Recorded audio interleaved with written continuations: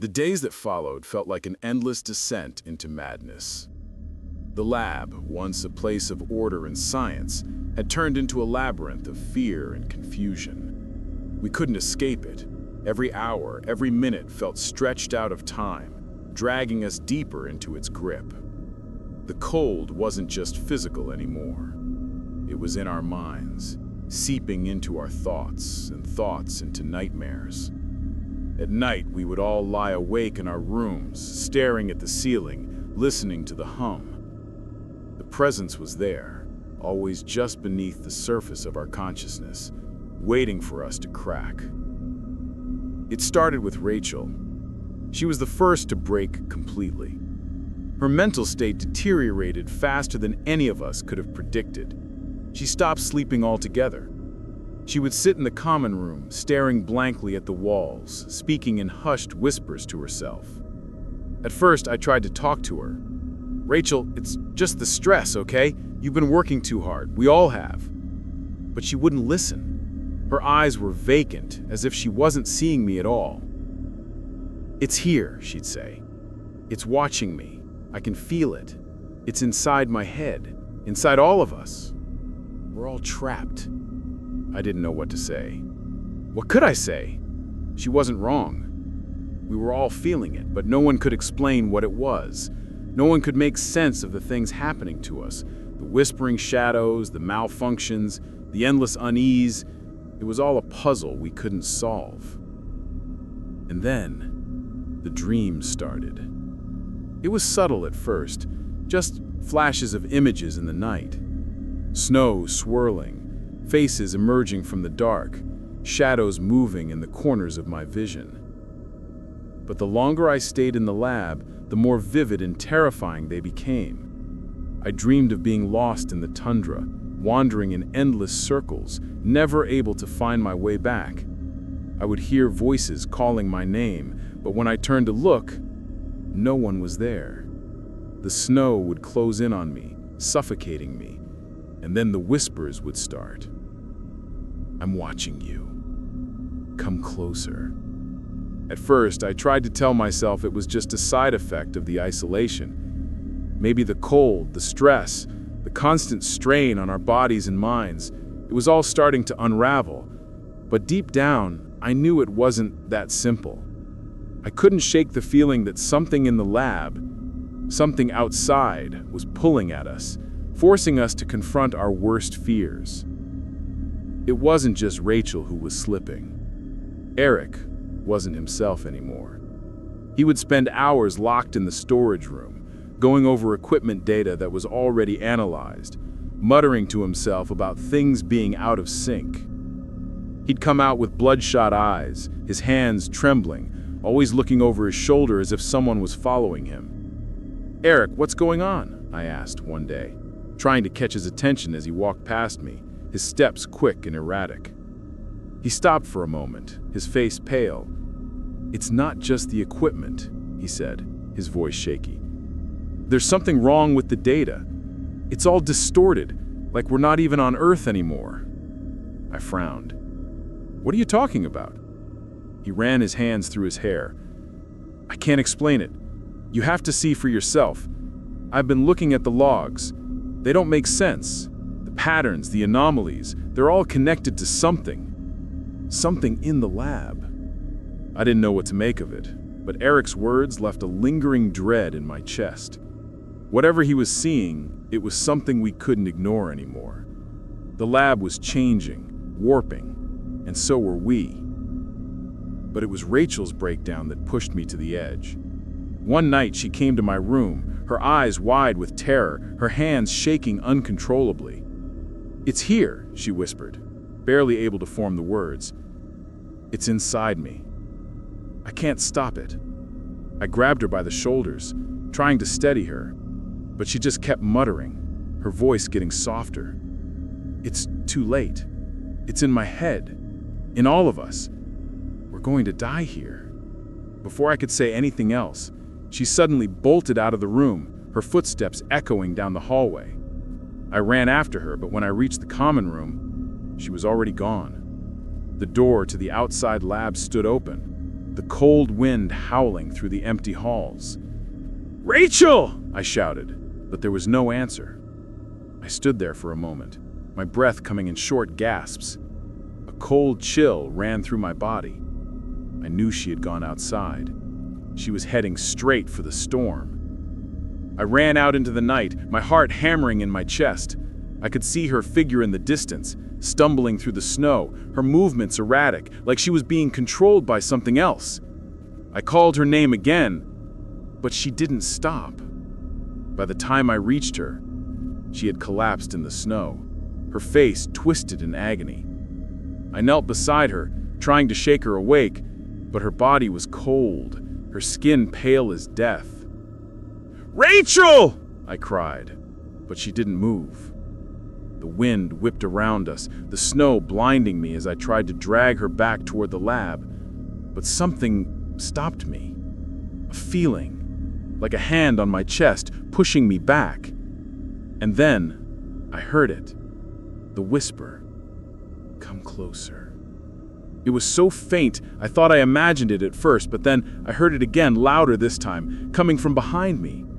I turned, but there was nothing. No one. Just the endless white void of the storm. I couldn't stay out there. I couldn't be alone with it. I pulled Rachel back inside the lab, where the others were still waiting, unaware of what had just happened. The moment I stepped through the door, the tension hit me like a wave. I wasn't the only one who felt it. We all did. It wasn't just the cold outside, it was the cold inside. The lab had changed. We had changed. Rachel was unconscious, lying motionless on the floor. I didn't know what was happening to her. I didn't know what was happening to us. But I knew one thing for sure. We couldn't survive this much longer. We were being hunted, and there was nowhere to run. The air in the lab felt thick, suffocating. No one spoke as we gathered around Rachel, who was still unconscious, her body stiff and cold. I could feel it in my chest. Something wasn't right. The cold had never been this bad. And the silence? The silence had become unbearable. It was as if the entire building had turned against us. Eric paced back and forth in the common room, his hands trembling, his eyes wide with fear. "This is it, isn't it? This is what's been happening all along? It's here. It's been using us." I couldn't argue with him. Rachel's breakdown, her stumbling outside into the storm, her mind slipping away. It all felt connected. It felt like a trap, one that had been carefully laid, and now we were caught in it. There was no way out. Dr. Maxwell hadn't said much since we'd brought Rachel back inside. His silence was unnerving. For a man who had been so confident and controlled when we first arrived, he now seemed like a shell of himself. He sat at the far end of the room, staring at the floor, his hands clutching the edge of the table. "You're right," he said quietly, finally breaking the silence. "There's something here, something ancient." I stared at him, confused. "What do you mean? What's going on, Dr. Maxwell?" He didn't answer right away. He just stared at the table, his face pale and drawn. When he spoke again, his voice was barely above a whisper. "I knew there were risks. I knew something could happen, but I didn't think it would be like this." "What are you talking about?" I asked, my frustration boiling over. "We're trapped in this lab and you're telling us you knew something would happen? You knew about this?" Dr. Maxwell looked up at me, his eyes hollow. "It's not just the isolation. It's what we were studying here. It was supposed to be a new frontier in research, but we went too far. We opened a door that should have stayed shut." "Shut?" Eric echoed, his voice sharp with disbelief. "You knew this whole time? What did you do? What did we do?" Dr. Maxwell's face was filled with regret. "It's not what we did. It's what was already here. The lab, this station, was built on the site of something much older. We thought it was just an abandoned outpost, but it wasn't. This place was built over something that was buried. And now, whatever it is, it's awake. The room went quiet as Dr. Maxwell's words sank in. The weight of his confession hung heavily in the air. My mind raced as I tried to piece together what he was saying. This place, this lab, wasn't just an isolated research station. It had been built on top of something ancient, something that had been waiting for us to come. What was it? I asked, my voice barely a whisper. I don't know.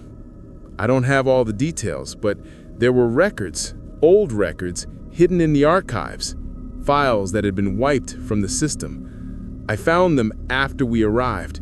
They speak of an entity, a force, that's been here long before the lab was built. I felt the blood drain from my face. An entity? A force? You mean this thing we've been feeling? It's not just in our heads? Dr. Maxwell shook his head. No, it's real. It's been here, hidden beneath the ice, beneath the snow, and it's been watching, waiting. I couldn't breathe. I had suspected something was off.